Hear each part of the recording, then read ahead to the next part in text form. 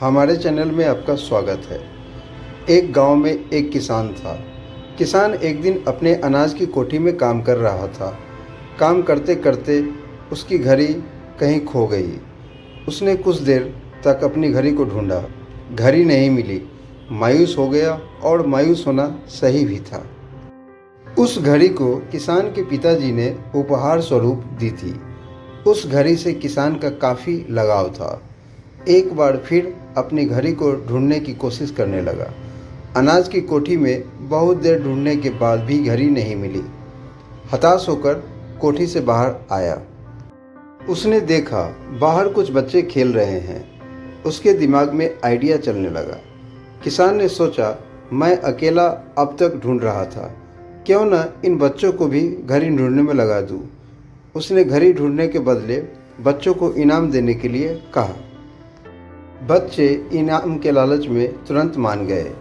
अब सारे बच्चे कोठी के अंदर जाकर घड़ी ढूंढने लगे। बच्चे जितना ढूंढ सकते थे उन्होंने ढूंढा, पर घड़ी नहीं मिली। बच्चे थक चुके थे, उन्होंने हार मान ली। किसान भी अब थका और हारा महसूस कर रहा था। बच्चों के जाने के बाद वह हताश और परेशान बैठा था। कुछ देर बाद एक बच्चा वापस आया। आकर किसान से बोला, क्या मैं फिर से घड़ी ढूंढ सकता हूँ? किसान ने कहा, ठीक है। बच्चा फिर से कोठी के अंदर गया और थोड़ी देर में घड़ी के साथ वापस लौटा। किसान ने देखा बच्चा अपने हाथों में घड़ी लेकर वापस लौटा है। किसान को खुशी का ठिकाना न रहा। किसान को कुछ समझ नहीं आ रहा था। जिस घड़ी को उसने इतनी देर ढूंढा और इतने सारे बच्चों ने ढूंढा, उस समय वह घड़ी नहीं मिली। अब कैसे मिल गई? उसने बच्चे से पूछा, तुम्हें यह घड़ी कैसे मिली?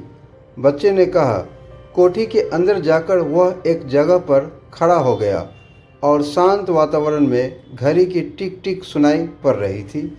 मैंने घड़ी की टिक टिक की आवाज़ की दिशा में ढूंढना चालू किया और घड़ी मिल गई।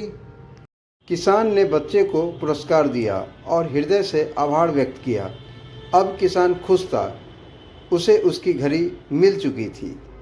इस कहानी से हमें सीख मिलती है, शांति हमारे सफलता के लिए ज़रूरी है। शांत चित्त रहकर ही हम सफल हो सकते हैं। यदि यह कहानी आप लोगों को अच्छी लगी हो तो हमारे चैनल को लाइक और सब्सक्राइब जरूर करें।